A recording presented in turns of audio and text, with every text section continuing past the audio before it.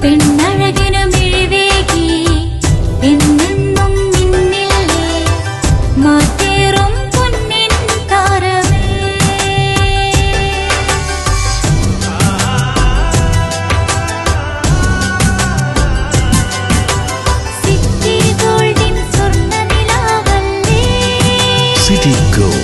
Gold and Diamonds.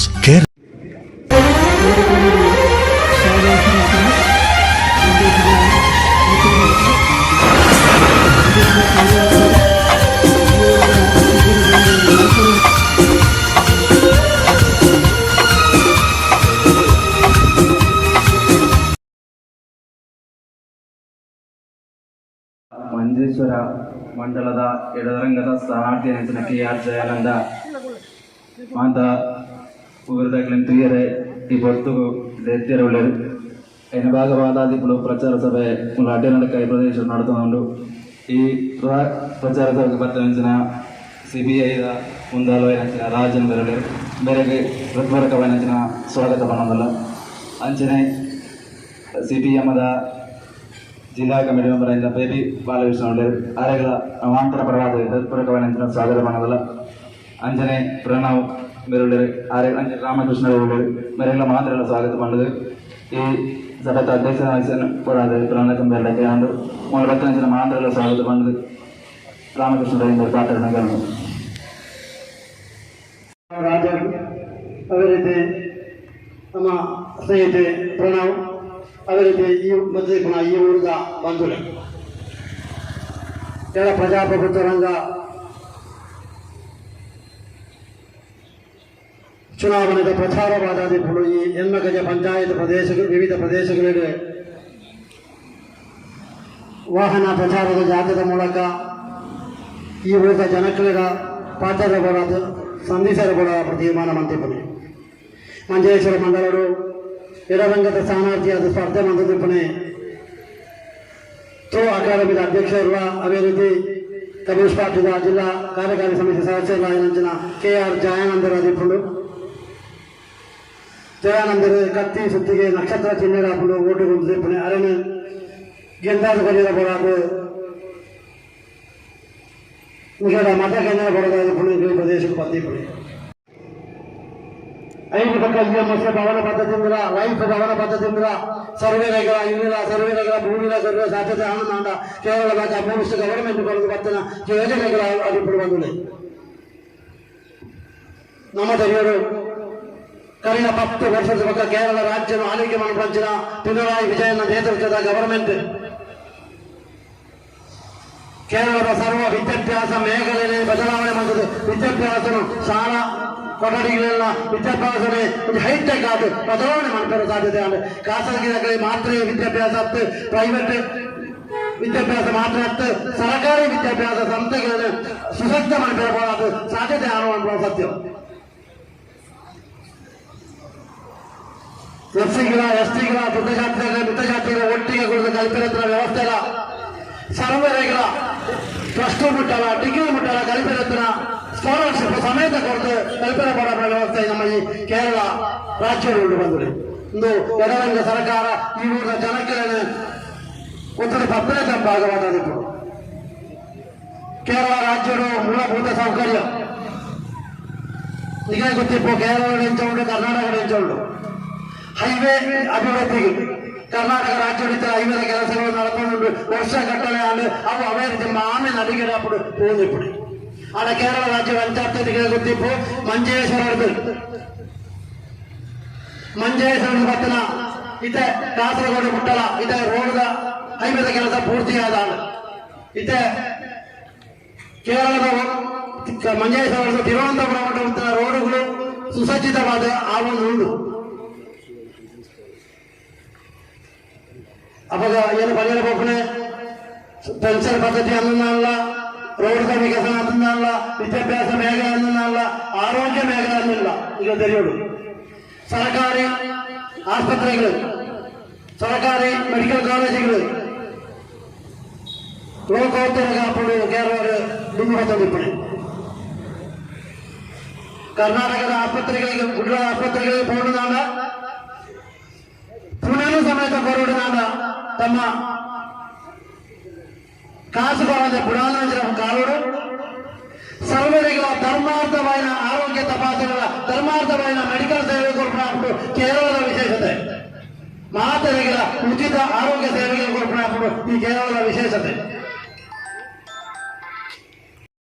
ನಮ್ಮ ತಿಳಿಯೋಡು ಈ ಹೆಣ್ಮಗನೆ ಗ್ರಾಮ ಪಂಚಾಯತ್ ಪ್ರದೇಶದ ಈ ಸಹಾಯ ಒಂದು ಕರ್ನಾಟಕದ ಈ ಭಾಗಕ್ಕೂ ಸಂಬಂಧಪಟ್ಟದು ಸೈಡ್ ಡಿಪಾಂಚಿರುವ ಪ್ರದೇಶ ಈ ಪ್ರದೇಶ ಕರ್ನ 2019 ಕಾಲಘಟ್ಟಗಳು ಕೊರೋನಾದ ಮಹಾಮಾರಿ ಬತ್ತದಾನಗ ಈ ಪ್ರದೇಶದ ಮಕ್ಕಳಿಗೆ ಈ ಕೇರಳ ಮಕ್ಕಳಿಗೆ ತಮ್ಮ ತರ್ಲಾಗ ಕಾಸರಗೋಡುಗ ಈ ಪ್ರದೇಶಕ್ಕೆ ಪೋಯದ ಪರಿಸ್ಥಿತಿ ತುಂಬದ ಕಾಲಘಟ್ಟ ಇದ್ದದು ನಂಗೆ ರೇಷನ್ ಸಂಪ್ರದಾಯ ರೇಷನ್ ಸಾಮಗ್ರಿಗಳ ಸಮೇತ ಕೊಂದು ತೀರದ ಪರಿಸ್ಥಿತಿ ಅಪ್ಪಡ ಕಾಲೊಡುತ್ತದೆ అయిన భద్రత చెప్పినప్పుడు అప్పుడు కేరళ సర్కార రేషన్ షాప్ ఈ అడ్డనడక ప్రదేశుడు ఆరంభ మంత్రి కేరళ గవర్నమెంట్ తీర్మానం అవుతుంది ಮಾತ್ರ ಬಂದರೆ ಈ ಕೇರಳದ ಜನಗಳಿಗೆ ಸಹಾಯ ಪ್ರದೇಶಕ್ಕೂ ಈ ಪ್ರದೇಶಕ್ಕೆ ಬರೋದಾಡ ಕರ್ನಾಟಕ ಗಡಿ ಬಂದು ಬಂತನಲ್ಲ ಆಯ್ಕೆ ಮಾಡೋಣ ಮೂಲಭೂತ ಸೌಕರ್ಯ ಬಾಕಿಯ ಪದಗಳ ಸಂಖ್ಯೆಗೂ ಕೊಡೋದು 8 ಕೋಟಿ ರೂಪಾಯಿ ಅప్పుడు ಯೋಜನೆ ಕಾಸರಗೋಡು ಅಭಿವೃದ್ಧಿ ಪ್ಯಾಕೇಜ್ ಮೂಲಕ ತಿಂದೆ പക്ഷേ ಮಂಜೆ ಹಬ್ಬದ ಈ ಪ್ರದೇಶದ ಕಾಂಗ್ರೆಸ್ ದಾಖಲ ಈ ಪ್ರದೇಶದ ಬಿಜೆಪಿ ದಾಖಲ ಸೇರಿದು ಆ ಪ್ರಾಜೆಕ್ಟ್ ಅನ್ನು ಇತ್ಯಂತ ಮಾಡಿರಬಾರಪ್ಪ ಸಮಾಪನ ಮಂತ್ರಿ ಮಾತ್ರ ಮಂಜೇಶ್ವರದ ಈ ಗೆಲ್ತ ಬಂದ ಜನ MLA ಹೇಗೆ ಮಾಸ್ರಪ್ಪ ಇಂದಿನ ಭಾಗಗಳು ಕಿಂಚಿತ್ತು ಕೆಲಸ ಮಾಡಬಂದ ಕಾರಣ ಅప్పుడు ಆ ಭಾಗ್ಯ ಪದಗಳ ಸಂಖ್ಯ ಆಗಿ ಮೀಸಲಿಟ್ಟ ಫಂಡ್ ಇದೆ ಅಂತ ಪ್ರೀತಿ ಬಂದ ನಮ್ಮ ತಿಳಿಯೋರು ಈ ಊರಿನ ವಿಕಸನದಿಂದ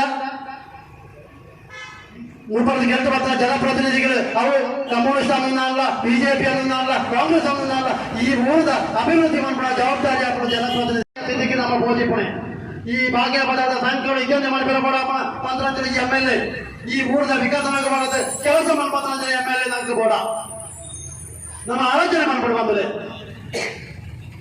ಕೇವಲ ವಿಕಸನ ಕೇವಲ ಪೇಟೆಗಳಿಗೆ ಮಾತ್ರ ಕೇಂದ್ರೀಕರಿಸಿದ ಅప్పుడు ಈ ಏಕೆ ಮಾಸ್ರಪ್ಪ ವಿಕಸನಗೊಂಡು ಬರ್ತಿಪ್ಪಣೆ ಈ ಊರದ ಜನಗಳಿಗೆ ಉಭಯ ಮಂದಿ ವಿಕಸನ ಕಾರ್ಯಗಳದ್ದು ಮಂಜೇಶ್ವರ ಮಂಡಲದೊಂದಿಗೆ ತೆರೆಯೋಡು ಕರಿನ 2000 ಆಚರಣೆ ಕಾಲಘಟ್ಟಗಳು LDF ಸಾರಥಿಯಾದ ಸ್ಪರ್ಧೆ ಮಂತ್ರಾಂಚನ CH ಕುഞ്ഞാമ്പು MLA ಆದ ಗೆಲ್ಪರ ಸಾಧ್ಯತೆ ಆಂಡು ಗೆಲ್ಪಣಗ ಇದು ಗೆಲ್ತಿದ್ರೆ ನಾಳೆ ವಿಕಸನ ಕೊಂದು ಬರಲು ಸಾಧ್ಯತೆ ಸತ್ಯವನ್ನು ತೆರೆಯೋಡು ಕುಂಬಳ ಮಣ್ಣೋಡು ಇಲ್ಲ ಅಯ್ಯಚಾರಡಿ college ನಿಲ್ಲುಂಟು Puttige ಪಂಚಾಯತ್ದ ಸೀತಾಂಗೋಳಿ Badoor ITI college ಸ್ಥಾಪನೆ ಮಾಡಬೇಕು ಸಾಧ್ಯತೆ ಆಂಡು ಇತ್ತ ಕನ್ನಡ LDF ಗವರ್ಮೆಂಟ್ ಮಂಜೇಶ್ವರು ಲೋ ಕಾಲೇಜಿನ ಆರಂಭ ಮಾಡಬೇಕು ಸಾಧ್ಯತೆ ಆಂಡು ಇತ್ತ ಈ ಮಂಜೇಶ್ವರದ MLA ಬಂದಿಪ್ಪಡೆ ಏನು ವಿಕಸನ ಮಂಜೇಶ್ವರಡು ಲೋ ಕಾಲೇಜಿನ ಕೊಡುತ್ತದೆ ಒವ್ವೇ ಒಂಜಿ ನೀವು ಅರ್ಜಿನ ಸಮೇತ ಬಾಳಂದ MLA ಪಣ್ಣದಿಪ್ಪಡೆ ಏನು ಕೊಡ್ತಾರೆ ಕೇರಳ ಗವರ್ಮೆಂಟ್ ನಿವೇದನೆ ನಮ್ಮ LDF ಅಭ್ಯರ್ಥಿಗಳ LDF ಜನಗಳ ಗಮನದ ನಿವೇದನೆ ಗಮನದ ಭಾಗವಾದప్పుడు ಈ ಮಂಜೇಶ್ವರಡು ಲೋ ಕಾಲೇಜ್ ಬಂದ್ರೆ ಈ ಮೂರು ಇದ್ದ ನನಗೆ ಕೆಲವೇ ಒಂದು ದಿನಗಳು ಇಪ್ಪಣೆ ಏಪ್ರಿಲ್ ತಿಂಗಳು 1ನೇ ತಾರೀಕಿನಲ್ಲಿ ಚುನಾವಣೆ ನಡೆಸಿರಬಹುದು ಇತ್ತನೇ ಮೂಲ ಶುರು ಮಾಡ್ತೇವೆ ಜಾತಿ ಲೆಕ್ಕಾಚಾರ ಮತ ಲೆಕ್ಕಾಚಾರ ಈ ರೀತಿ ಅವು ಹಿಂದೂ ಅಂದ್ರ ಮುಸ್ಲಿಂ ಅಂದ್ರ ಈ ರೀತಿ ಬಂದದಾಪುಡು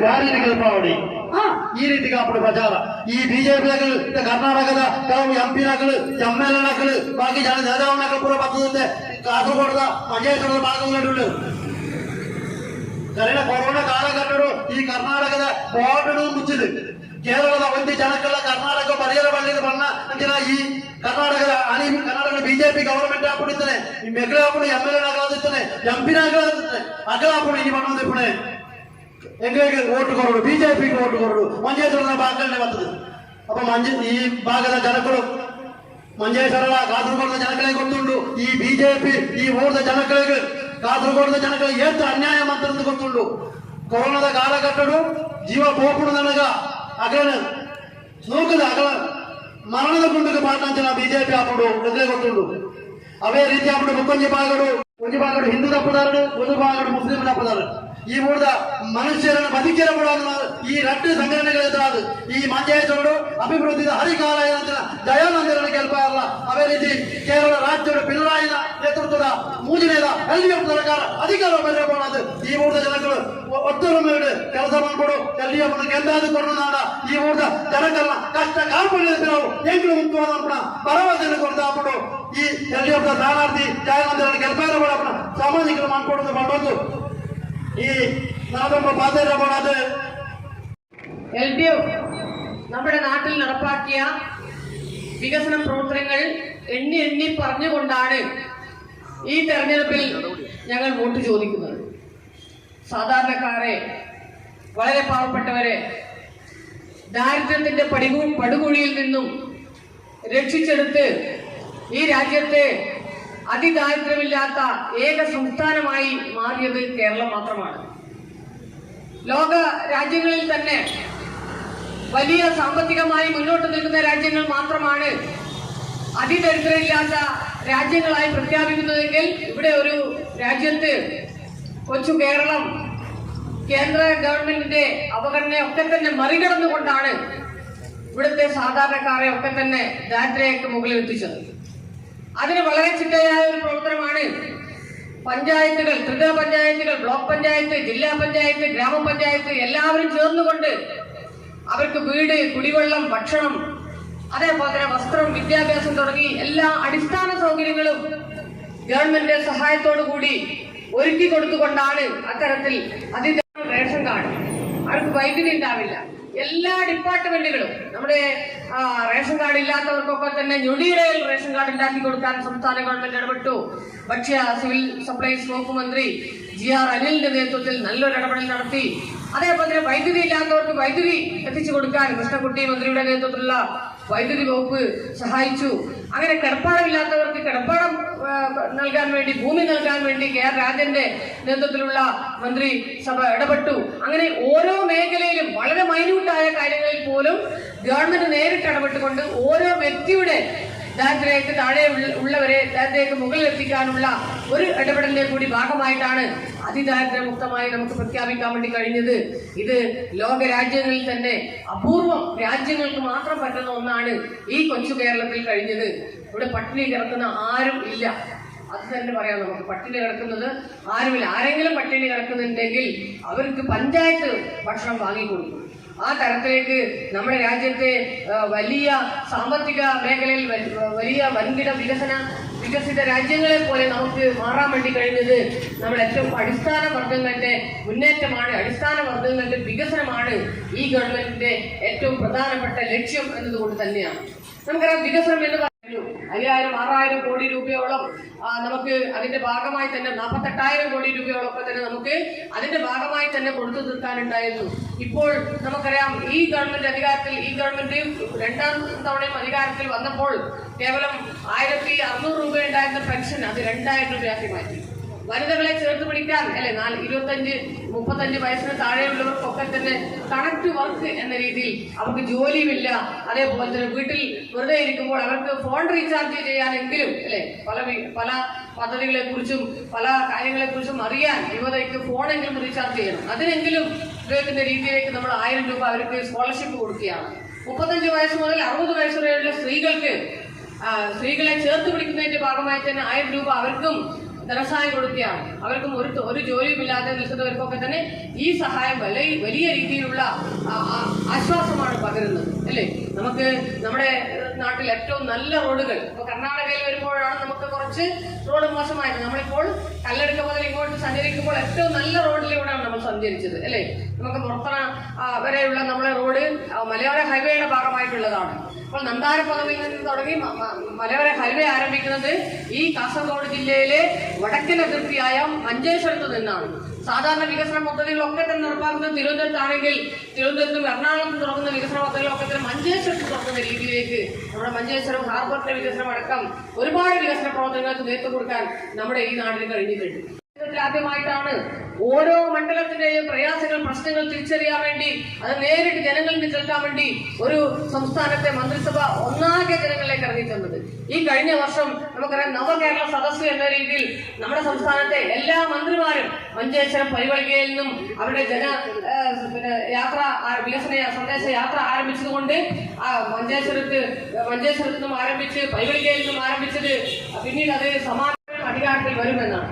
അതുകൊണ്ട് ഇക്കുറി നമ്മൾ ജയാനന്ദയെ അരിവാചിപ്പിക നക്ഷത്രം അടയാളത്തിൽ വോട്ട് രേഖപ്പെടുത്തി നമ്മുടെ നാടിന്റെ പുത്രനെ തന്നെ ജയിപ്പിക്കാനും ഈ നാടിന്റെ ഭാഷ അറിയുന്ന, ഈ നാടിലെ ജനങ്ങളുടെ ഇടയിൽ ജീവിച്ചുകൊണ്ട് വളർന്ന സഖാം ജയാനന്ദ തുളു അക്കാദമി മാത്രമല്ല ഒരുപാട് വികസന പ്രവർത്തനങ്ങളിലും ഓരോ പ്രയാസങ്ങളിലും നിങ്ങളുടെ കൂടെ നിന്ന് ജയാനന്ദ ജയിക്കുകയാണെങ്കിൽ ഈ മഞ്ചേശ്വരം മണ്ഡലത്തിലെ വികസന പിന്നോക്കാവസ്ഥ മാറ്റിയെടുക്കാൻ നമുക്ക് കഴിയും എന്ന കാര്യത്തിൽ തർക്കമില്ല. അതുകൊണ്ട് തന്നെ ഈ മഞ്ചേശ്വരം മണ്ഡലത്തിലെ വികസനത്തിന് വേണ്ടി ജയാനന്ദക്ക് വോട്ട് ചെയ്തുകൊണ്ട് ഇപ്പോൾ എല്ലാവരും പറയുന്നത് ജയാനന്ദ ജയിക്കില്ല, അതുകൊണ്ട് ലീഗിന് ഉത്തരം ജയാനന്ദ ജയിക്കും. ഞങ്ങളുടെ കണക്ക് ലാസ്റ്റ് ഇന്നലെ ജയാനന്ദക്ക് ദൂരദർശൻ അടക്കം വിളി വന്നു. അവരെല്ലാവരും പറയുന്നത് ജയാനന്ദ ജയിക്കുമെന്നാണല്ലോ കേട്ടത്. നിങ്ങൾ എന്താണ് അവിടെ, എന്ത് ജോലിയാണ്, എന്ത് പണിയാണ് ചെയ്തത്, ജയിക്കാൻ എന്ത് പ്രവർത്തനം നടത്തും? ജയാനന്ദ ജയിക്കാൻ ഒരു പണിയും നടത്തില്ല, മറിച്ച് എല്ലാ ദിവസവും രാവിലെ ഇറങ്ങും, ജനങ്ങളെ ഒക്കെ കാണുന്നുണ്ട്, വോട്ടർമാരെ കാണുന്നുണ്ട്. മഞ്ചേശ്വരം മണ്ഡലത്തിലുള്ളവർക്ക് ജയാനന്ദയെ പരിചയപ്പെടുത്തി കൊടുക്കേണ്ട കാര്യമില്ല. കാരണം ജയാനന്ദയെ വളരെ കൃത്യമായി അവർക്കറിയാം. ജയാനന്ദ കർഷക കുടുംബത്തിൽ നിന്നും അല്ലെങ്കിൽ സാധാരണക്കാരുടെ ഇടയിൽ നിന്നും വളർന്നു വന്ന ഒരു സഖാവാണ്. അപ്പൊ അതുകൊണ്ട് തന്നെ സാധാരണക്കാരുടെ പ്രശ്നങ്ങൾ ഇടപെട്ടുകൊണ്ട് സാധാരണക്കാരെ സഹായിച്ചുകൊണ്ട് മുന്നോട്ട് പോകുന്ന ഒരു സഖാവ് എന്ന രീതിയിലേക്ക് ഇക്കുറി ജയാനന്ദ ജയിക്കും എന്ന കാര്യത്തിൽ തർക്കമില്ല.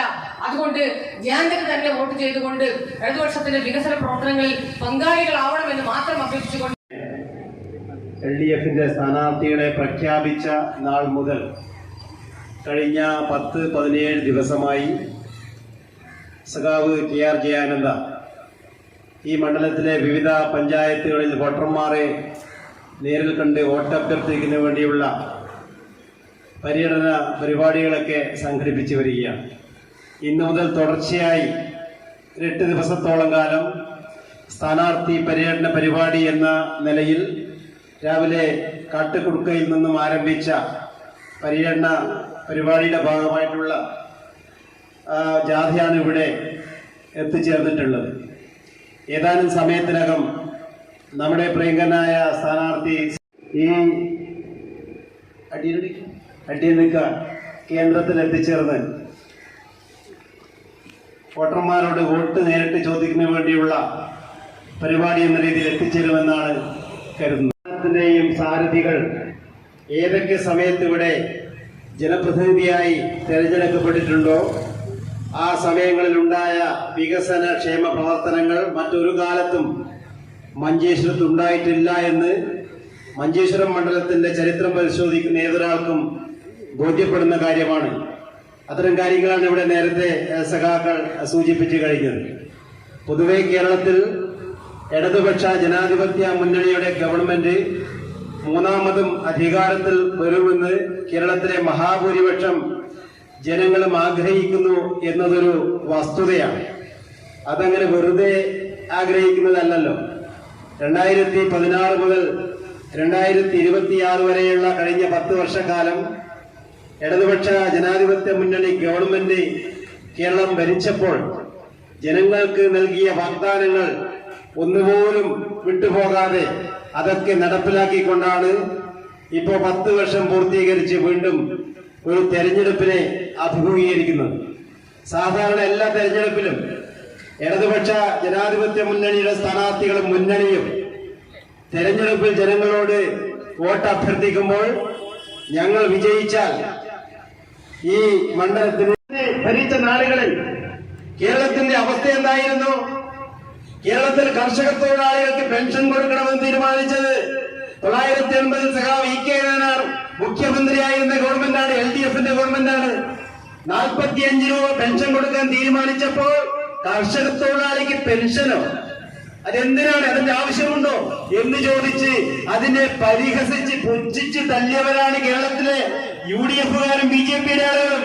എന്നാൽ കർഷക തൊഴിലാളിക്ക് പെൻഷൻ അർഹതയുണ്ട്. അവരുടെ അഭിപ്രായം അവരുടെ വാദം ലക്ഷക്കണക്കിന് 10,000-കണക്കിന് ലക്ഷക്കണക്കിന് ശമ്പളം വാങ്ങുന്ന ഉദ്യോഗസ്ഥന് മാത്രമേ പെൻഷന് അർഹതയുള്ളൂ എന്ന നിലവാരത്തിലാണ് അവർ ചിന്തിക്കുന്നത്. എന്നാൽ കേരളത്തിൽ ഇടതുപക്ഷ ജനാധിപത്യ മുന്നണി ഈ കേരളത്തിലെ അധ്വാനിക്കുന്ന പാവപ്പെട്ട തൊഴിലാളികൾ, പാവപ്പെട്ട ജനങ്ങൾക്കും അവർക്ക് സംരക്ഷണം കൊടുക്കണമെന്ന ഉന്നതമായ കാഴ്ചപ്പാട് വെച്ചുകൊണ്ടാണ് കർഷക തൊഴിലാളിക്കും പെൻഷൻ കൊടുക്കണമെന്ന് തീരുമാനിച്ചത്. അങ്ങനെ പെൻഷൻ കൊടുക്കാൻ തീരുമാനിച്ചു. 45 റുപ്യയിൽ നിന്ന് തുടങ്ങി കേരളത്തിൽ ഇടതുപക്ഷ ഗവൺമെന്റ് അധികാരത്തിൽ നിന്ന നാളുകളിലെല്ലാം അത് വർദ്ധിപ്പിച്ച് ഏറ്റവും അവസാനം 2011 ഉമ്മൻചാണ്ടി മുഖ്യമന്ത്രിയായി കേരളത്തിൽ അധികാരത്തിൽ വരുമ്പോൾ 500 റുപ്യയായിരുന്നു പെൻഷൻ. അതെല്ലാം നമ്മൾ വർദ്ധിച്ചതാണ്. UDF അതിനിടയിൽ വന്ന നാളുകളിൽ 1 ഉറുപ്പിക പോലും ക്ഷേമ പെൻഷൻ വർദ്ധിപ്പിച്ചിട്ടില്ല. നമ്മൾ വർദ്ധിപ്പിച്ച് 500 രൂപയിൽ എത്തിച്ചു. 2011 മുതൽ 16 വരെ 5 വർഷം ഉമ്മൻചാണ്ടി ഭരിച്ചപ്പോൾ 4.5 വർഷം കഴിഞ്ഞപ്പോൾ വർദ്ധിപ്പിച്ചില്ല എന്ന് മാത്രമല്ല, നിലവിലുണ്ടായിരുന്ന 500 രൂപ പെൻഷൻ 18 മാസം കൊടുത്തില്ല. ആർക്കാണ് ഈ പെൻഷൻ കൊടുക്കുന്നത്? വളരെ പാവപ്പെട്ട ആളുകൾ.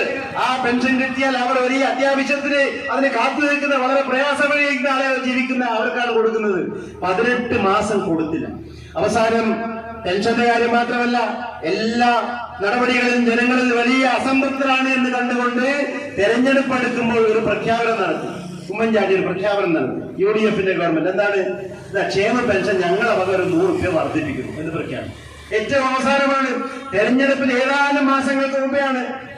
നേരത്തെ ഉണ്ടായിരുന്ന 500 രൂപ പോലും 18 മാസമായി കൊടുക്കാൻ കഴിയാത്ത UDFന്റെ ഗവൺമെന്റാണ് തെരഞ്ഞെടുപ്പ് മുന്നിൽ കണ്ട് ഞങ്ങളിത് 100 രൂപ വർദ്ധിപ്പിച്ച് 600 ആക്കി വർദ്ധിപ്പിക്കുന്നെന്ന് പ്രഖ്യാപനം നടത്തി. ഏറെ വൈകാതെ തെരഞ്ഞെടുപ്പ് പ്രഖ്യാപിച്ചു. തെരഞ്ഞെടുപ്പ് നടന്നു. തെരഞ്ഞെടുപ്പ് ദയനീയമായി UDF പരാജയപ്പെട്ടു. വലിയ ഭൂരിപക്ഷത്തിൽ ഇടതുപക്ഷ ജനാധിപത്യ മുന്നണിയുടെ ഗവൺമെന്റ് 2016 സഖാവ് പിണറായി വിജയൻ മുഖ്യമന്ത്രിയായിക്കൊണ്ടുള്ള ഗവൺമെന്റ് അധികാരത്തിൽ വന്നു. അപ്പോ ഉണ്ടായ പെൻഷൻ പോലും കൊടുത്തില്ല. വർദ്ധിപ്പിച്ച പ്രഖ്യാപനം തീരെയില്ല. ഇതെല്ലാം കൊടുത്തു തീർത്തത് കേരളത്തിൽ പിന്നെ 2016 അധികാരത്തിൽ വന്ന ഇടതുപക്ഷ ജനാധിപത്യ മുന്നണി ഗവൺമെന്റ് ഈ പെൻഷൻ കുടിശ്ശിക മുഴുവൻ കൊടുത്തു തീർക്കുകയും പെൻഷൻ 1000 രൂപയാക്കി വർദ്ധിപ്പിക്കുകയും നമ്മൾ ജനങ്ങളോട് തെരഞ്ഞെടുപ്പ് സമയത്ത് ഞങ്ങൾ ഘട്ടം ഘട്ടമായി 1000-ഉം 1500-ഉം 2000 രൂപയാക്കി പെൻഷൻ വർദ്ധിപ്പിക്കുമെന്ന് ജനങ്ങൾക്ക് നൽകിയ വാക്ക് ഉറപ്പ് പാലിച്ചുകൊണ്ട് ഇപ്പൊ 2000 രൂപ കേരളത്തിലെ 62 ലക്ഷത്തിലധികം ആളുകൾക്ക് കേരളത്തിൽ കൃത്യമായ അവരുടെ വീടുകളിലേക്ക് എത്തിച്ചുകൊണ്ടിരിക്കുകയാണ്. ഇന്നിപ്പോ 28-ാം തീയതിയാണ്. കഴിഞ്ഞ 25-ാം തീയതി മുതൽ ഇപ്പൊ വിഷു വരുന്നുണ്ട്, ഈസ്റ്റർ വരുന്നുണ്ട്. 2 മാസത്തെ പെൻഷൻ അഡ്വാൻസായി 4000 രൂപ തോതിൽ ഒരാൾക്ക്. 2 ആള് പെൻഷൻ വാങ്ങുന്നയാൾ വീട്ടിലുണ്ടെങ്കിൽ 8000 രൂപ ഒരു വീട്ടിലേക്ക്.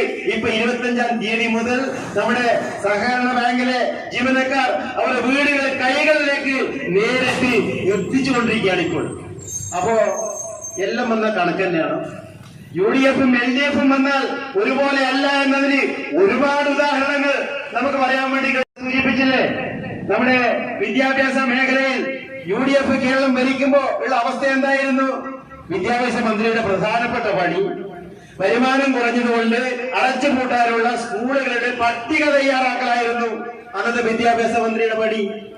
ഓണപരീക്ഷയ്ക്ക് പരീക്ഷ എഴുതാൻ കുട്ടികൾക്ക് പുസ്തകം ലഭ്യമല്ലാത്ത സാഹചര്യം, ടെക്സ്റ്റ് ബുക്ക് ഇല്ല.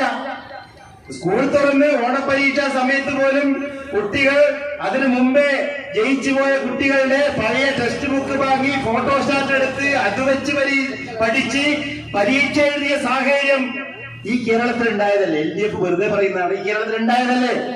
അങ്ങനെ ഉണ്ടായപ്പോൾ കേരളത്തിലെ മാധ്യമ പ്രവർത്തകർ UDFന്റെ അന്നത്തെ വിദ്യാഭ്യാസ മന്ത്രി അബ്ദുറബ്ബോട് ഒരു ചോദ്യം ചോദിച്ചു.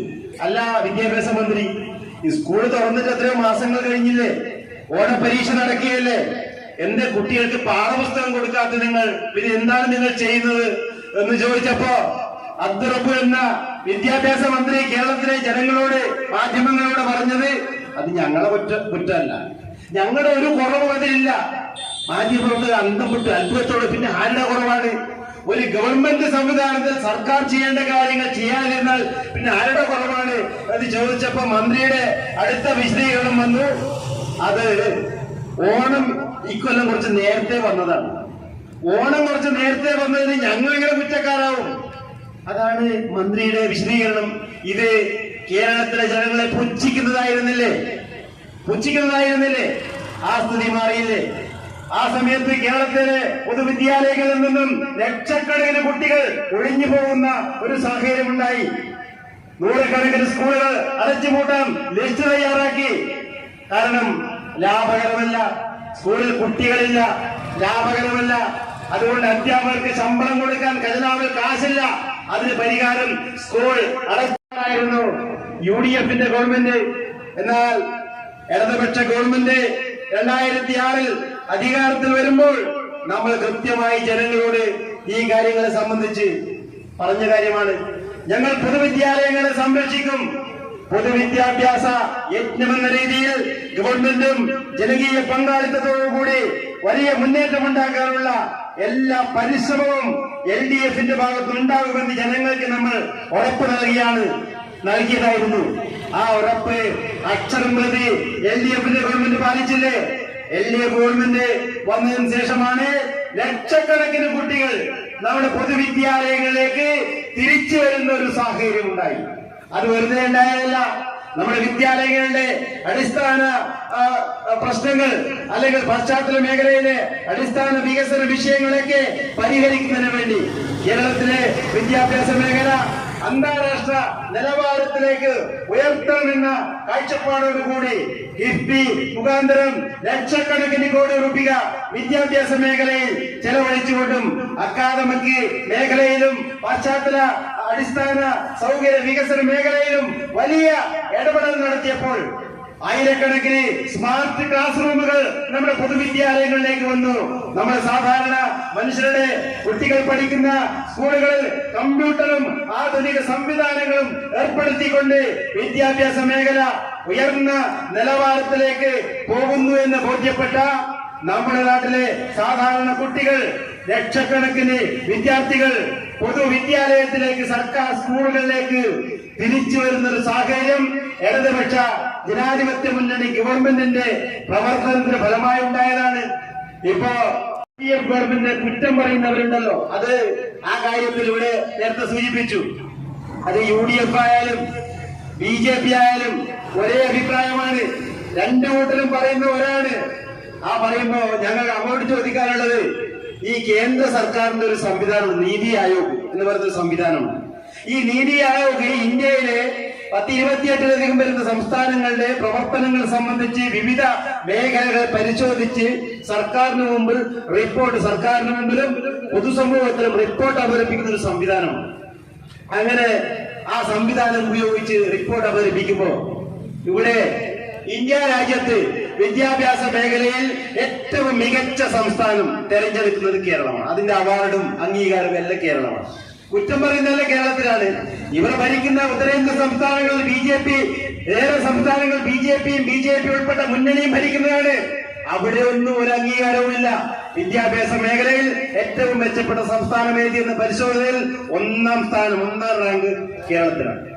ഇപ്പൊ നേരത്തെ ഇവിടെ സൂചിപ്പിച്ചില്ലേ, ആരോഗ്യ മേഖല ഏർപ്പെടുത്തിക്കൊണ്ട് കാസർഗോഡ് മെഡിക്കൽ കോളേജിന്റെ പ്രവർത്തനം പൂർത്തീകരിച്ചതിന്റെ പ്രവർത്തനം മുന്നോട്ട് കൊണ്ടുപോയത് ഇടതുപക്ഷ മുന്നണി ഗവൺമെന്റ് കേരളത്തിൽ അധികാരത്തിൽ വന്നതിന് ശേഷമാണ്. മറ്റെല്ലാ ആരോഗ്യ മേഖലയിൽ നേരത്തെ ഇവിടെ സൂചിപ്പിച്ചു, മറ്റു വലിയ മുന്നേറ്റമാണ്.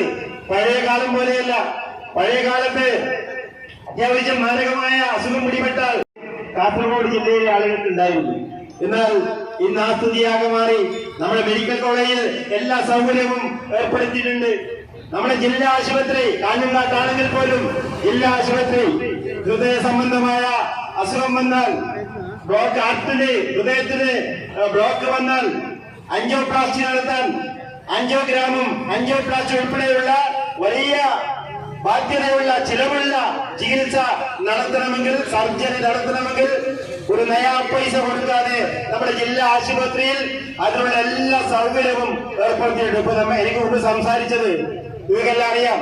നമ്മുടെ മുൻ ജില്ലാ പഞ്ചായത്തിന്റെ പ്രസിഡന്റ് കൂടിയായിട്ടുള്ള സഖാവ് ബേബി ബാലകൃഷ്ണനാണ്, സഖാവ് ബേബിയാണ്.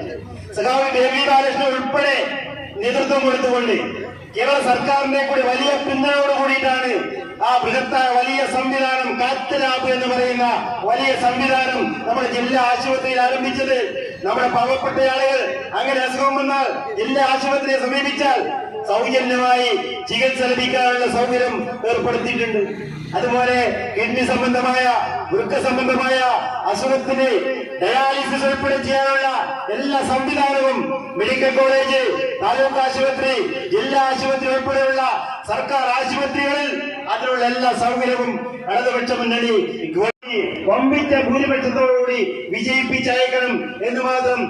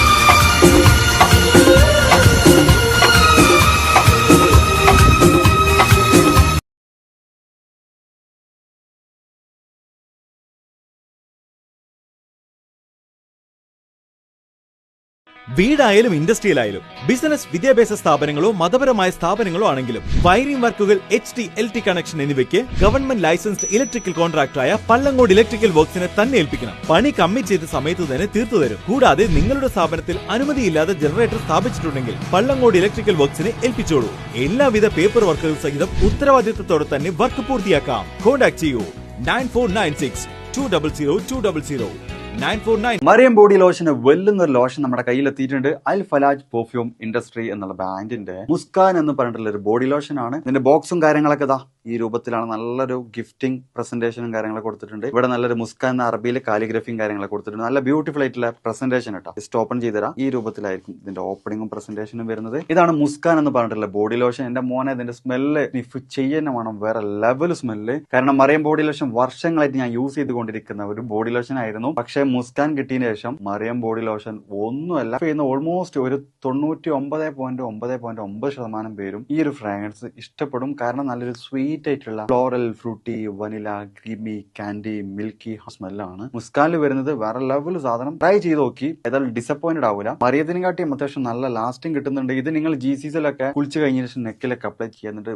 ക്ലോത്തും കാര്യങ്ങളൊക്കെ ഇട്ട് നിങ്ങൾ ഓഫീസിലൊക്കെ പോയി തിരിച്ചു വന്ന് നിങ്ങൾ ക്ലോത്ത് ചേഞ്ച് ചെയ്യുന്ന സമയത്തും ഈ ഒരു സ്മെല്ല് GCസിൽ ഫീഡ്ബാക്ക് കിട്ടിയിട്ടുണ്ടെന്ന് അവർ പറഞ്ഞിട്ടുണ്ട്. പിന്നെ അവർ മെയിനായിട്ട് ചെയ്യുന്നത് ഹോൾസെയിലാണ്. ആർക്കെങ്കിലും ബൾക്കായിട്ട് ഹോൾസെയിൽ വേണമെന്നുണ്ടെങ്കിൽ താഴെ കൊടുത്ത് നമ്മളെ കോൺടാക്ട് ചെയ്തോളി. അവർ കാര്യങ്ങളൊക്കെ അറേഞ്ച് ചെയ്യും. ഇനി നാട്ടിലോട്ട് ആർക്കെങ്കിലും ഹോൾസെയിലായിട്ട് വേണമെന്നുണ്ടെങ്കിൽ അതിനെ അവരെ കോൺടാക്ട് ചെയ്തോളി. പിന്നെ പെർഫ്യൂമൊക്കെ ആർക്കെങ്കിലും മാനുഫാക്ചർ ചെയ്യണമെന്നുണ്ടെങ്കിൽ, അതുപോലെ പ്രൈവറ്റ് ലാബിലും കാര്യങ്ങളൊക്കെ ചെയ്യണമെന്നുണ്ടെങ്കിൽ ഇവരെ കോൺടാക്ട് ചെയ്യുക. ഏതായാലും താഴെ ഡിസ്ക്രിപ്ഷനിൽ അവരുടെ കംപ്ലീറ്റ് ഡീറ്റെയിൽസ് ഞാൻ കൊടുക്കുന്നുണ്ട്. ഈ സാധനങ്ങൾ ഓർഡർ ചെയ്തോളി. ഓൾ ഓവർ UAE അവർ ഡെലിവറിയും കാര്യങ്ങളൊക്കെ ചെയ്തിടും.